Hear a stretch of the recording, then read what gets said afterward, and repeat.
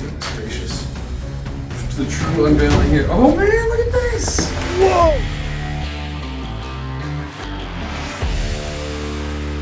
Came home yesterday to a very odd-shaped package. It's riding shotgun with me today. Can't wait to open it. I know it's from the one, the only Charles Buddy Felt, Buddy the plumber. He told me that he was very proud of his new sticker, and this looks to be a giant, oversized version of it. So let's unbox it and share it with the world.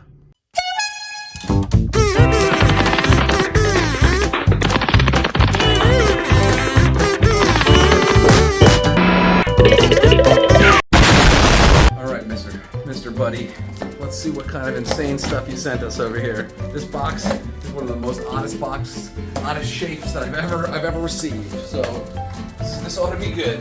Oh my God, it's huge.